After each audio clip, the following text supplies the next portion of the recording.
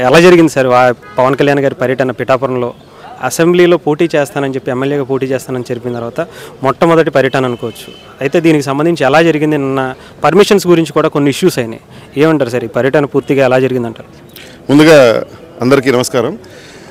మొట్టమొదటిసారిగా కళ్యాణ్ గారు ఇక్కడ పోటీ చేస్తామని చెప్పిన తర్వాతే మొత్తం పిఠాపురంలో ఉన్న ప్రతి ఒక్క ఇంట్లో కూడా ఒక పండగ వాతావరణం అయితే స్టార్ట్ అయింది.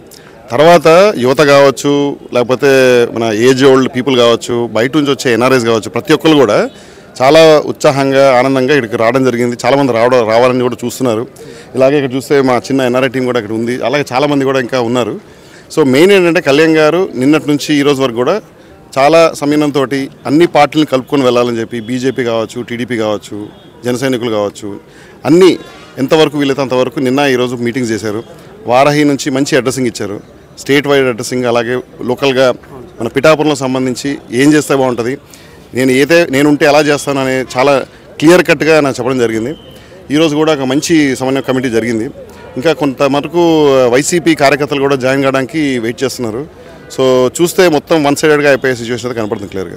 అంటే నిన్న కూడా కొన్ని టెంపుల్ దగ్గర కావచ్చు, పర్మిషన్స్కి సంబంధించి కావచ్చు, అంటే వారాహి గురించి, అంటే గతంలో వారాహి యాత్ర ఇదే ప్లేస్లో నుంచి కూడా కొంత గతంలో చేశారు. కానీ ఇప్పుడు ఎందుకు సార్ అంత అబ్జెక్షన్ చేయాల్సిన అవసరం ఉందంటారు వైసీపీకి? అంటే నేను అనుకోవడం ఏంటంటే పర్మిషన్స్ కొంత డిలే కావడమో లేకపోతే కొంత కమ్యూనికేషన్స్ అట్లా ఉంది అనుకుంటున్నాను. సో తర్వాత అయితే వచ్చింది అది. సో పంతం బట్టి పవన్ కళ్యాణ్ గారు తీసుకొచ్చారంటారా కావాలని వారాహి మీద చేస్తానని ఏమన్నా? అంటే కళ్యాణ్ గారిని ఆపే దమ్ము ధైర్యం లేకపోతే ఒక సిచ్యువేషన్ అయితే క్రియేట్ అవుతుందని అనుకోవట్లేదు. ఎందుకంటే ఆయన ప్రజలకు మంచి చేద్దామని వస్తున్నారు. సో అది అందరూ స్వాగతించాల్సిన విషయం. ఇంకోటి ఏంటంటే కళ్యాణ్ గారు ఏం చేశారు అనేది అందరూ కూడా ఆలోచించాలి. ఏమి లేనప్పుడే చాలామందికి కష్టపడుతూ ఆయన సంపాదించిన దాంట్లో 100కి 100% ఖర్చు పెడుతూ, అలాగే తనకు ఎవరైతే హెల్ప్ చేస్తున్నారో వాళ్ళని కూడా గుర్తిస్తూ, అలాగే అందరికీ ఒక ప్లాట్ఫామ్ క్రియేట్ చేశారు. సో మాలాంటి ఎన్ఆర్ఐలు కూడా ఏదో ఒకటి చేద్దామని చెప్పి మేము అనుకుంటూ ఉంటాం. సో కళ్యాణ్ గారు created global platform not only for NRI business people కావచ్చు, ఎంప్లాయీస్ కావచ్చు, అలాగే లోకల్గా ఉన్న యువతకు కూడా ఏదో ఒకటి చేయాలి షణ్ముఖ హోమంతో అని he is always thinking about youth. So I believe Kalyan గారికి ఆపాలనేది ఎవరు అనుకోకపోవచ్చు. పర్మిషన్స్ కొంచెం డిలే కావచ్చు, లేకపోతే ఏదైనా పేపర్ వర్క్ డిలే అట్లాంటివి ఉంటాయని అనుకుంటున్నాను. So I think electioneering committee కూడా I think they are also supporting the total situation అని నా అభిప్రాయం.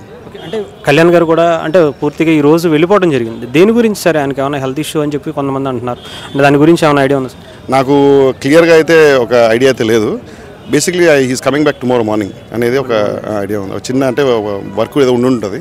సో దానికి I think he's just going for couple of hours కోసం వెళ్ళొస్తున్నట్టున్నారు. But he's committed to Pithapuram. అట్లాగే ఇక్కడ ఒక తన ఇల్లు కూడా ఇక్కడ నిర్మించుకుంటామని చెప్పడం జరిగింది. మేము కూడా ఇక్కడ పిఠాపురంలో ఉండి చేయాలని చెప్పి అందరం అనుకుంటున్నాం. సో వీలైనంత తొందరగా మేము కూడా ఒక మంచి ప్లాన్ తోటి కళ్యాణ్ గారు మాకు ఏదైనా మంచి డైరెక్షన్ ఇస్తే ఆ డైరెక్షన్లో మేమందరం కూడా ఫాలో కావాలని చెప్పి మేమందరం చూస్తున్నాం. రాష్ట్రం మొత్తం నుంచే కదా, ఇప్పుడు మీరు అన్నట్టు ఎన్ఆర్ఐస్ నుంచి ఇతర దేశాల నుంచి చాలామంది కూడా వచ్చి పిఠాపురంలో వర్క్ చేయాలని చాలామంది అనుకుంటున్నారు. అలాంటి వాళ్ళకి ఇప్పుడు మీరు ఇక్కడి నుంచి వాళ్ళ ప్రతినిధిగా మీరు ఇక్కడే ఉన్నారు, ఏం చెప్తారు సార్? అలా వచ్చే వాళ్ళకి ఏమన్నా ఇక్కడ మీరు రమ్మని చెప్తారా, లేదంటే ఇతర కాన్స్టిట్యున్సీలు కూడా చూసుకోవాలని ఏమని చెప్తారు? అంటే అన్ని కాన్స్టిట్యున్సీస్ డెవలప్ కావాలి అంటే అందరూ ఇక్కడే రావాలని అనట్లేదు. కానీ కళ్యాణ్ గారు ఇక్కడ ఉన్నారు కాబట్టి అందరికి రావాలనుకుంటారు. ఎందుకంటే ఒక దమ్ము ధైర్యం గల లీడర్ ఉంటే రేపొద్దున ఒక అవినీతి లేకుండా బాగుంటుంది అనే ఒక నమ్మకం ఉంటుంది. సో ఆ సిచ్యువేషన్ తగ్గట్టుగా అందరూ కూడా రావాలనుకుంటారు, పెట్టాలనుకుంటారు. కానీ అలాగే ఇప్పుడున్న 21 కాన్స్టిట్యున్సీలో నిలబడుతున్న లీడర్లు కూడా అందరూ కూడా చాలా నిజాయితీతోటి నిబద్ధతోటి పనిచేయడానికి ముందుకు వచ్చారు. సో అన్ని కాన్స్టిట్యున్సీస్ డెవలప్ అవుతాయి. అలాగే రాజోల్ కావచ్చు, లేకపోతే మన నరసాపురం కావచ్చు, అట్లా ప్రతి చోట్ల కూడా అందరూ కూడా వస్తారు, అన్నీ పెడతారు. కళ్యాణ్ గారు ఉన్న చోట్ల అయితే నాకు తెలిసినంత వరకు ఒక మోడల్ కాన్స్టిట్యున్సీ అవుతుంది. మేము కూడా కొంత పనిచేయడానికి అవకాశం దొరికింది ఇక్కడ ఉన్న లోకల్ లీడర్స్ తోటి, అలాగే లోకల్ కార్యకర్తలతోటి. I'm also feeling very happy and fortunate. అనుకోలేదు, బట్ దిస్ ఇస్ వెరీ అందరూ వస్తున్నారు సార్ ఇక్కడ కంప్లీట్గా ఎన్ఆర్ఐస్ అందరూ వచ్చి ఓటేస్తారంటారా? 100%. ఒక చిన్న ఎగ్జాంపుల్ ఏంటంటే సిడ్నీ నుంచి ఒకళ్ళు జస్ట్ కళ్యాణ్ గారు ఇక్కడ పోటీ చేస్తారని చెప్పిన తర్వాత they have book the ticket just to come vote and go back.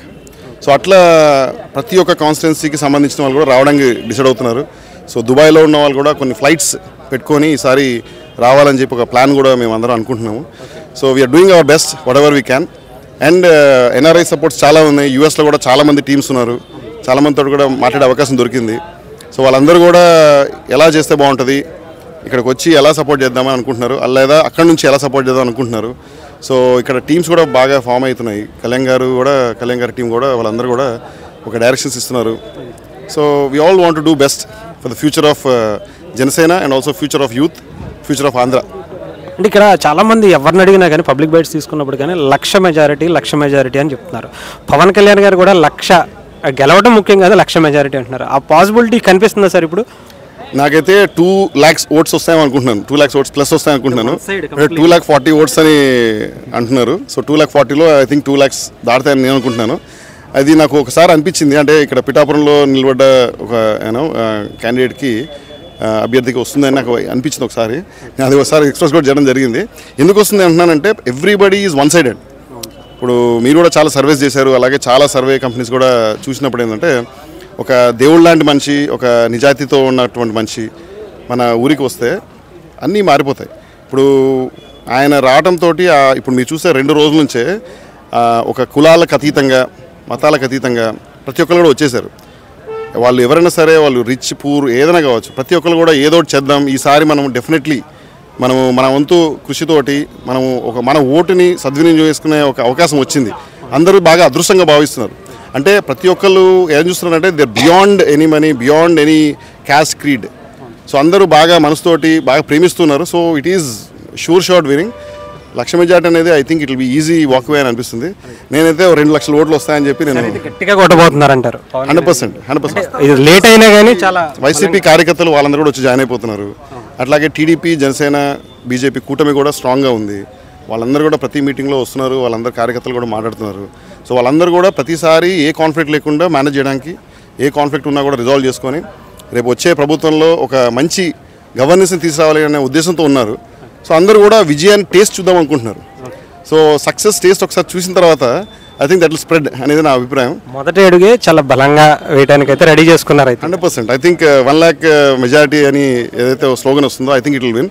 నేను అందరికీ చెప్పేది అంటే 1 lakh వస్తున్నాయి కదా, అందులో నా ఒక్క ఓటు ఉంటే ఏంది లేకపోతే అనుకోకుండా ఆ 1 lakh కాదు, ఆ విజయంలో నా ఓటు ఒక విజయానికి ఒక రీజన్ అవుతుంది అనే ఒక కారణం అందరూ ఆలోచించాలని చెప్పి మా కోరిక. అవుతుందని కూడా మేము ఆశిస్తున్నాం.